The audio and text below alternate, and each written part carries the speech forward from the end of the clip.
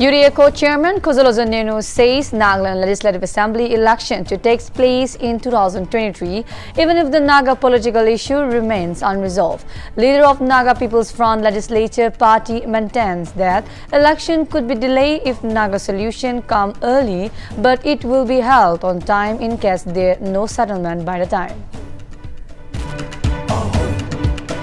Nagaland Board of School Education to conduct Class 8 and 9 examination for 2022 in 2 phases. NBSS notifies all concerned school authorities to conduct exam Phase 1 in September, while Phase 2 exam to be held in December. Creating a concern among citizens, Nagaland sees a rise in number of road accidents along the National Highway 29 in Dimapur and Chimagirima stretch following completion of 4-lane road project. While in the month of June, 36 cases of road mishap recorded, 7 persons lost their lives between July 1 and 11, as per data of State Crime Branch. Dimapur District Administration comes hard at vehicle for overloading and not complying as per Section 194 of the Motor Vehicle Act 1988. All offenders to be penalized with a fine of Rs 20,000 and additional amount of Rs 2,000 per ton of excess load, as well as the liability to pay charges for offloading excess load. Sri Lanka declares emergency and imposes a curfew as protests intensified following President Gotabaya Rajapaksa escape to Maldives, as nation continues to witness massive protests after crippled by economic crisis. Prime Minister Ranil Wickremesinghe orders security forces to arrest those acting in a riotous manner.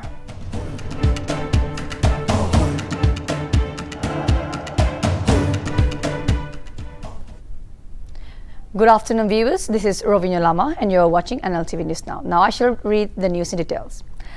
Leaders of Naga People's Front Legislature Party, Kozolozo Nenu, on Tuesday said that election to the 14th Nagaland Legislative Assembly will take place with or without solution to the Naga political issues.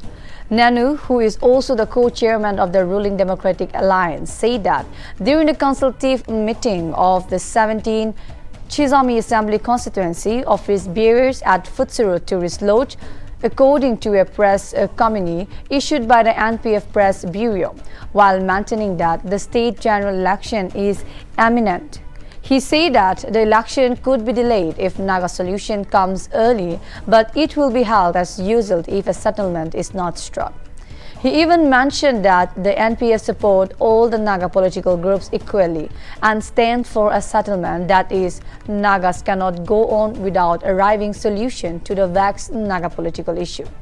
He reiterated that the NPF belonged to the Naga people as it was floated because of the Naga political issue.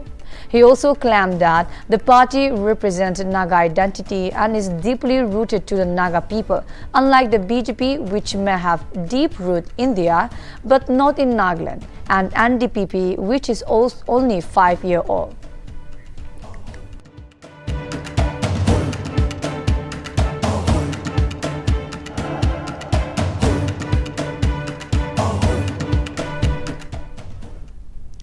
Nagahoho, through a statement, appealed to all political groups and civil society organizations to do away with prevailing groupism, tribalism and regionalism, stating no Naga political solution would be possible if differences are not resisted.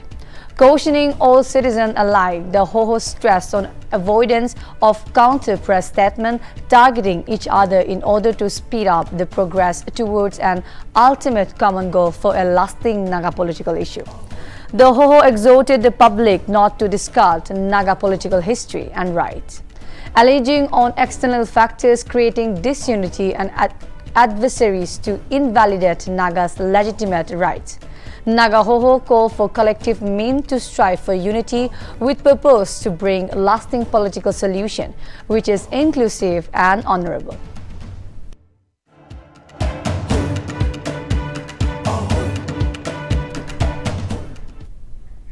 Nagaland Board of School Education informed all the heads of registered school that the board will be conducting the Class 8 and Class 9 2022 examination in 2 phases.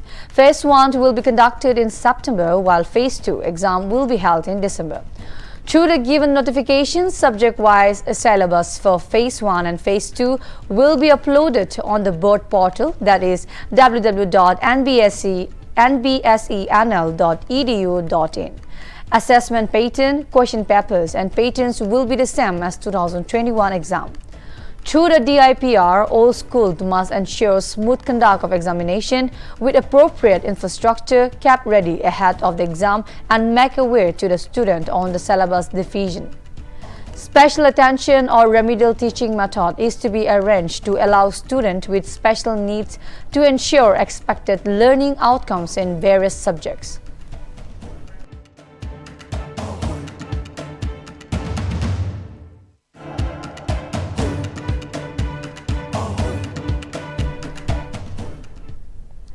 Deputy Commissioner of Police Crime Branch Bharat Lakshman Mark, during an interaction with media, informed on number of road casualties and causes along National Highway 29 of Dimapur and Chumukidima. Based on the data shared by the DCP, 36 cases of road accident occurred during the month of June 2022 on the road of Dimapur, Chumukidima and Newland district. 7 people succumbed to death between July 1 to July 11. According to the DCP, cause of road accident on the 4-lane road occurs while taking a U-turn and overspeeding on the wrong lane. Market is sensitized upon citizens to have self-accountability to avoid any untoward incident and talk on lack of technologies in the state to check the speed of the cars. On work front, the police department is constantly putting efforts to penalize traffic violators to help traffic congestion in Dimapur town.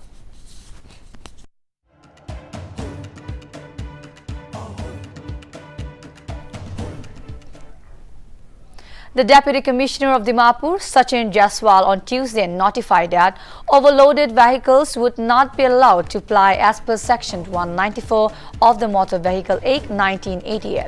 He mentioned that all offenders will be liable to punish with a fine of Rs 20,000, an additional amount of Rs 2,000 per ton of excess load, as well as the liability to pay charges for offloading excess load.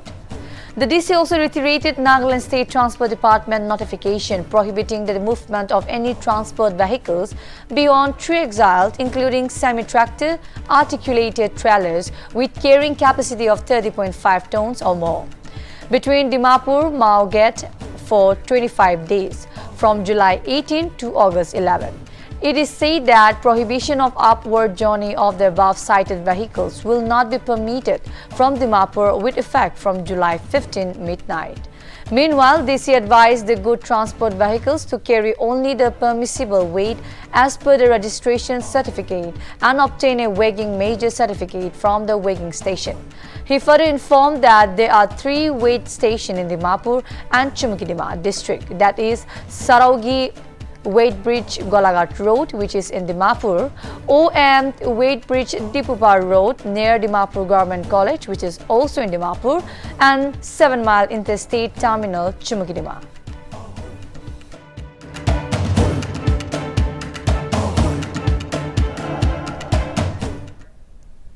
Tanning Town Youth Organization criticized upon the inactiveness of PWD R&B department for not being able to do basic maintenance work of drainage and bush clearance on the main road connecting Tanning headquarters to Parent and Dimapur. TTYO President Bakam Pamai, through a press statement, highlighted the plight of the deplorable road, especially during the peak of rainy season. The organization publicly appeals to the concerned departmental officers and staff to ensure its presence in the station to facilitate routine work from 0 point to Tanning Junction Road of Parent District. TTYO, on its own accord, with the help of the administration department, frontal organization, churches, government department and several volunteers, took part road repairing work on July 11.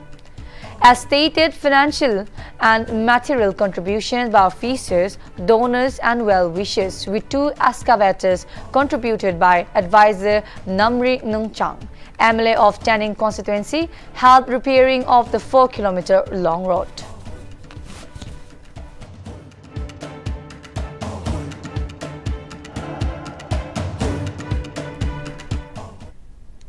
ARK Foundation, in collaboration with Lightweight Society, conducted a treatment literacy workshop on viral hepatitis in Futsiro on Tuesday.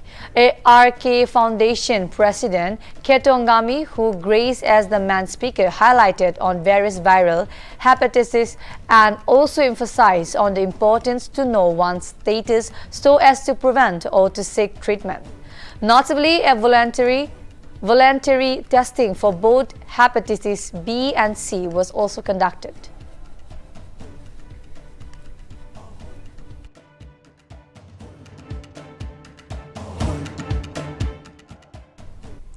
The Southern Angami Youth Organization and Southern Angami Student Union on Saturday organized Southern Angami Zuku Expedition Day at Zuku Valley. Furthermore, the advisor for technical education and election Medoyoka and advisor for youth resources and sports Zaleniki were invited as chief speaker. In addition, the program saw participation of over 250 people from Southern Angami villages and frontal organization.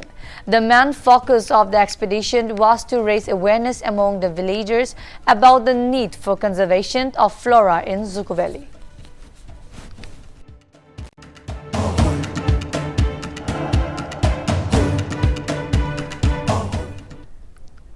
Jisazi Presidency College Kifri on Tuesday celebrated its 25th Silver Jubilee. State BJP Executive Secretary Lirimong, on behalf of Minister of Higher Education and Tribal Affairs Temjanimna Along, graced the celebration as chief guest. Meanwhile, Kifri Deputy Commissioner T. Watiai graced as guest of honor. Notably, the college founder R.L. Akumba coined the name Zisazi, which indicates Zinki, Saramati and Zinku mountain. It may be noted that the college functioned on a bamboo house for almost a decade, and in 2018 the college shifted to a new building. Notably, Jisazi was graced B by the NAAC team on December 2019. Furthermore, former principal Helen Jamir introduced Helen Jamir Academy Excellence Award in English, which is set to be given from 2023 to 2023 session.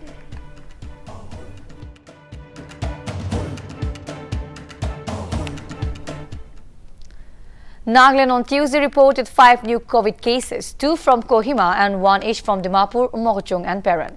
Total active cases rises to 34. Meanwhile, 4 patients have been recovered, 2 each from Kohima and Peran.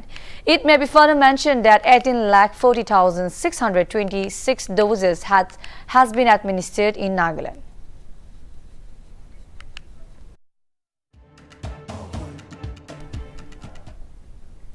The government of Manipur on Tuesday issued order for closure of school with immediate effect due to rise in number of detected COVID-19 cases.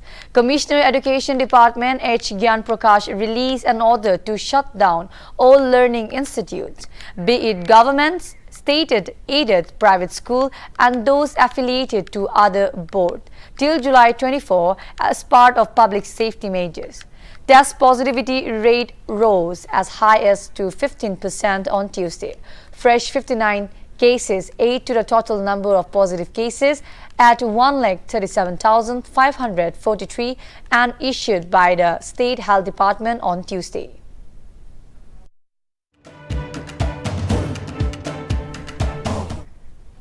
The overall flood situation in Assam considerably improved on Tuesday, with the water receding from human habitation and agricultural field.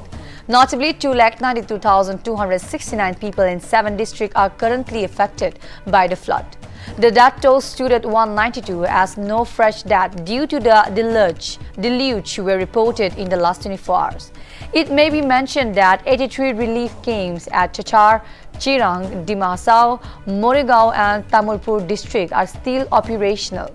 Meanwhile, Assam Chief Minister Himanta Biswa Sharma on Tuesday visited Chirang to assess the post-flood damage Sharma, while on his visit, also held a review meeting with the administration and head of all department of the district.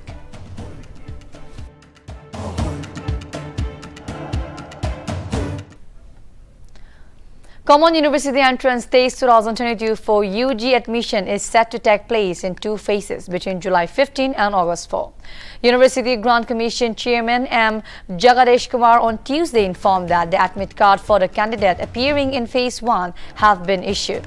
Meanwhile, the admit cards for Phase 2 will be issued on July 31. It may be mentioned that CUT is set to be held in 500 cities in India and 10 other cities outside the country. Nearly 14,90,000 candidates are all set to appear at the test.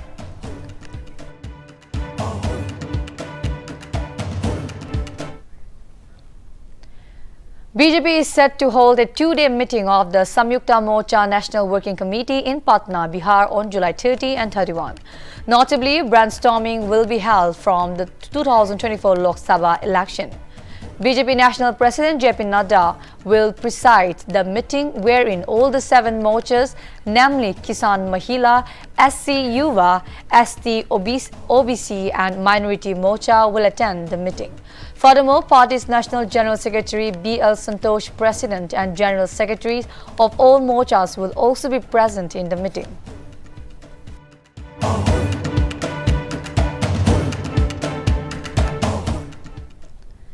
In a recently declared JEE Men's Session 1 result, Mrinal Garg from Punjab emerged as topper by securing a perfect score of 300 out of 300.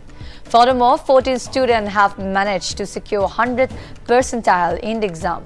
Meanwhile, the JEE Men's Session 2 examination are scheduled to be held from July 21 to July 30.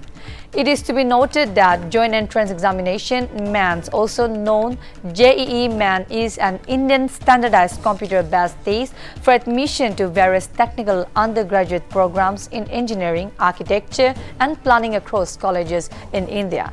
And it is conducted by National Testing Agency every year.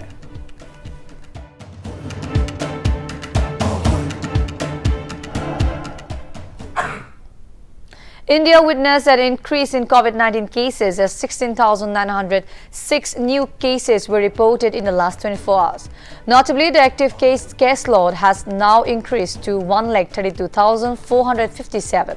Meanwhile, 15,447 patients recovered from the disease, while taking the recovery toll to 4,30,11,874. It may further be mentioned that India's daily positivity rate now stands at 3.68%, while the weekly rate is at 4.26%.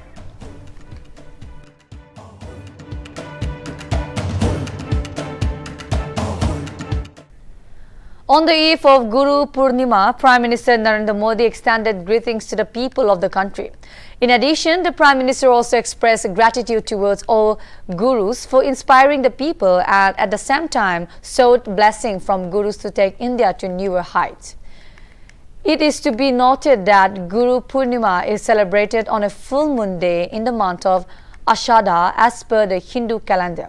Furthermore, this day marked the birth anniversary of Veda Vyasa, who is regarded as the author of the epic Mahabharata.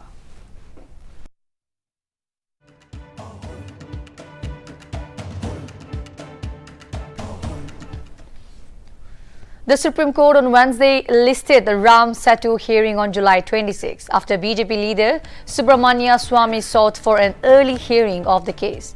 A bench headed by Chief Justice N.V. Ramana said that it would hear the plea on the given date. Swamy submitted that the issue is pending for a long time and an urgent hearing is required. Hence, the bench has listed the matter for hearing on July 26. The bench also inquired about the stand of the government of India on the said issues, whereby Swamy said that the government has filed an affidavit on the issues.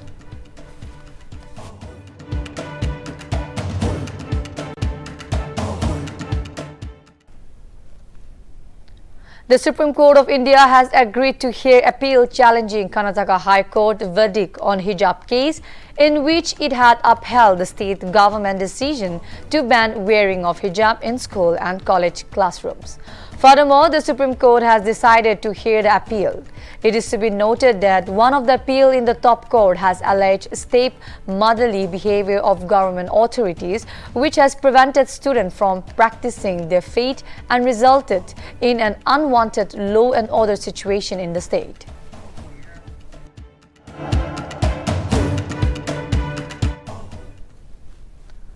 In a recent development following the drug case linked with the death of famous Indian actor Sushant Singh Rajput, Narcotic Control Bureau has alleged that the former girlfriend Riya Chakraborty had received multiple deliveries of ganja from other co-accused.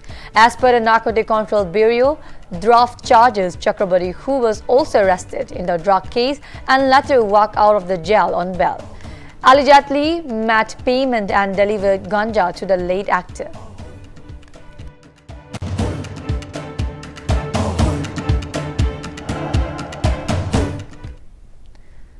The Directorate of Revenue Intelligence on Wednesday searched mobile company Oppo India. DRI detected custom duty evasion of Rs 4,389 crore by Oppo India. During the course of investigation, searches were conducted at the office premises of Oppo India and residence of its key management employees, which led to the recovery of incriminating evidence indicating willful misdeclaration in the description of certain items imported by Oppo India for use in the manufacture of mobile phones. This misdeclaration resulted in wrongful availment of ineligible to duty exemption benefit by Oppo India amounting to Rs 2,981 crore. Meanwhile, senior management employees and domestic suppliers of Oppo India were questioned who accepted the submission of wrongful description before the custom authorities at the time of import.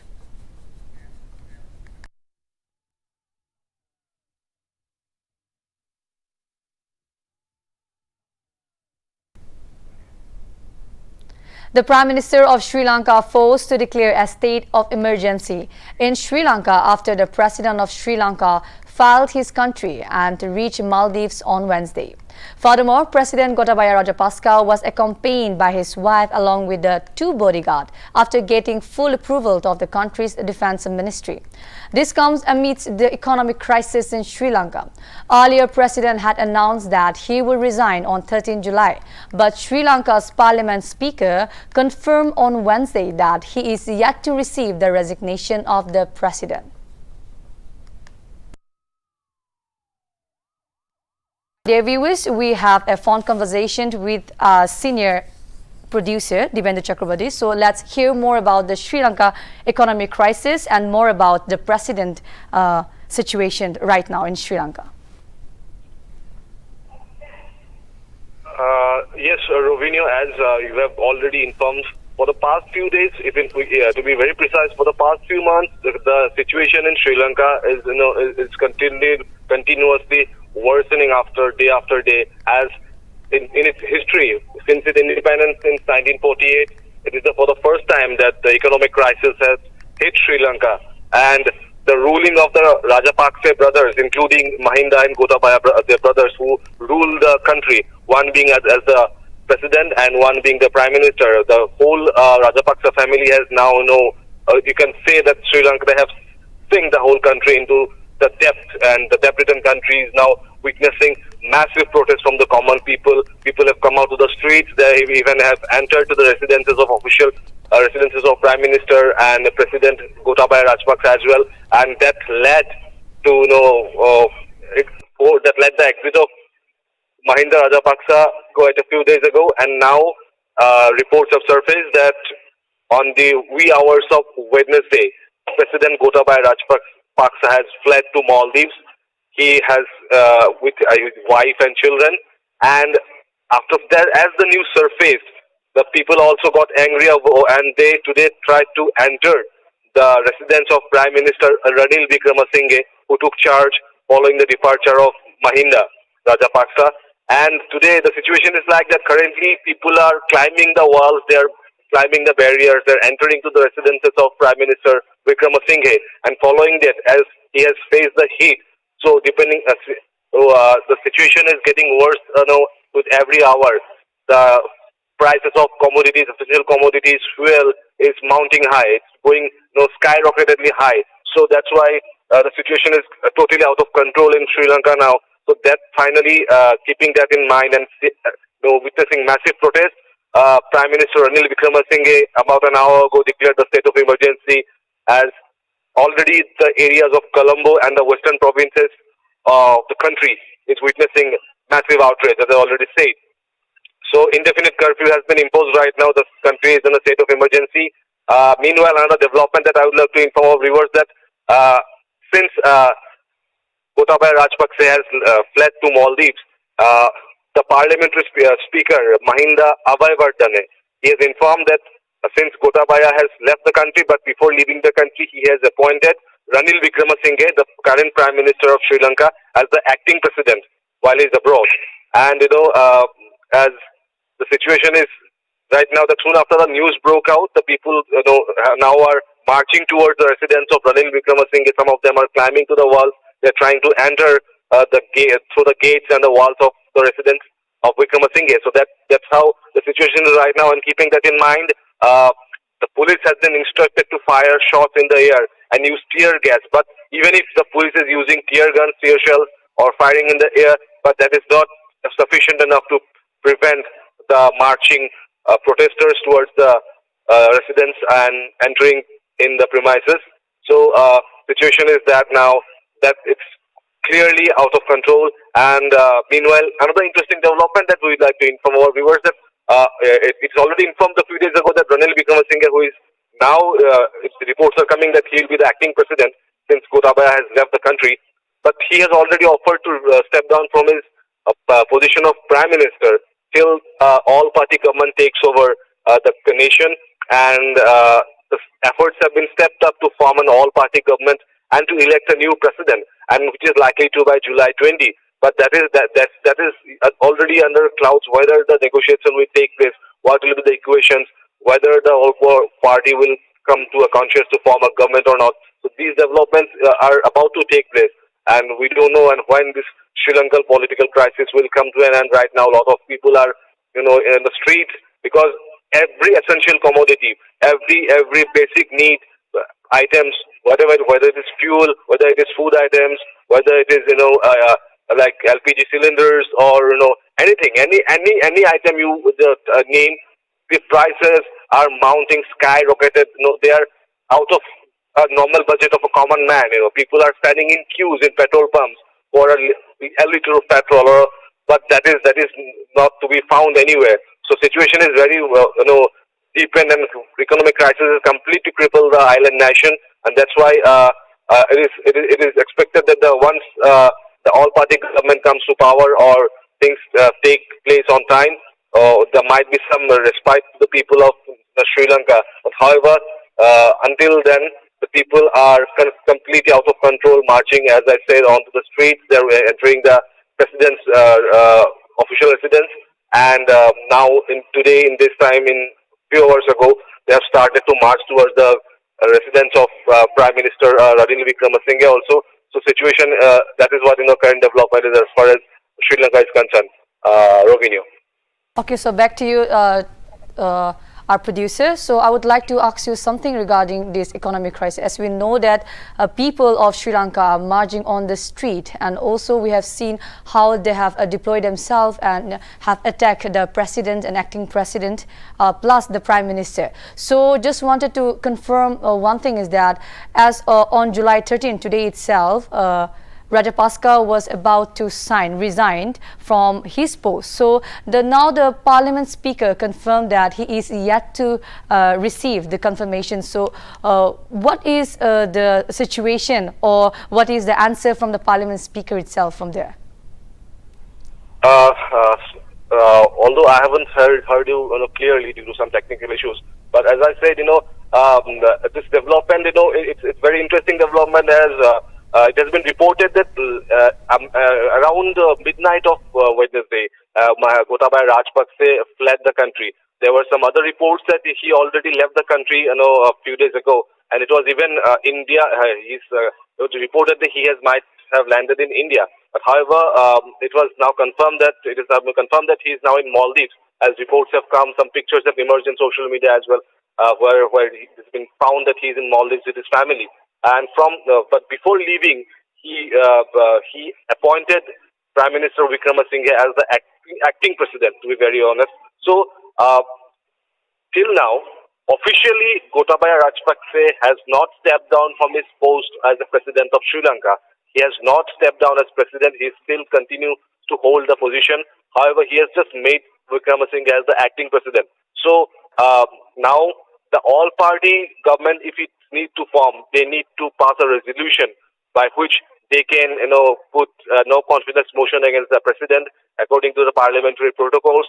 And via that, or if Gotabaya doesn't offer his resignation, so in that way, a motion should be, or resolution needs to be passed where it paves way for the formation of the new government. Ranil Wickremesinghe has already hinted that he is willing to step down as prime minister, and that will pave the way for form a new government by the all party.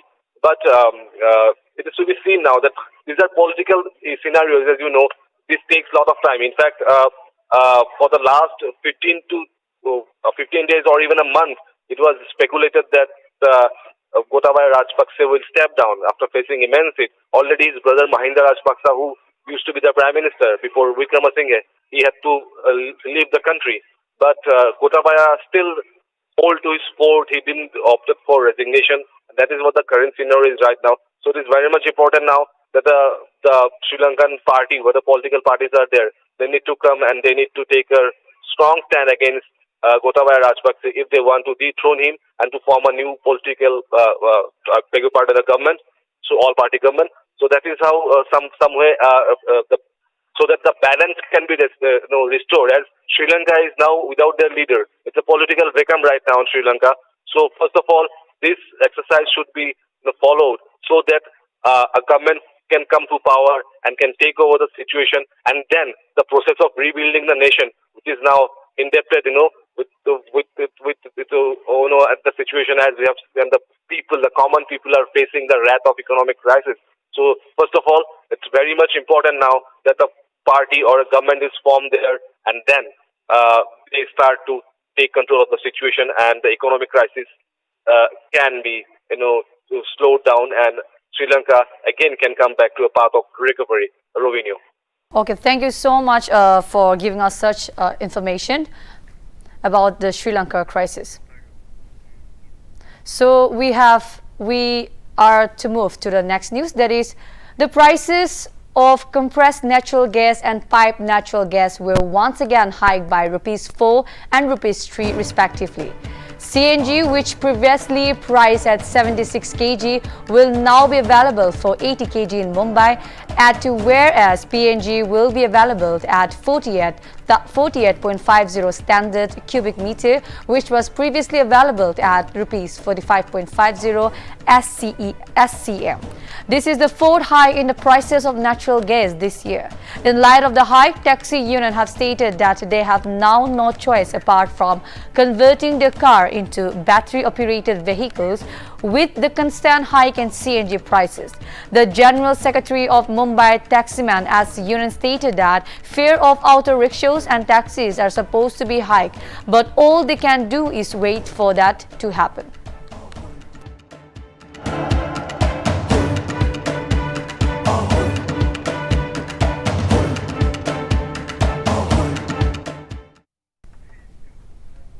This is all for now. For more updates, keep watching Nagaland TV.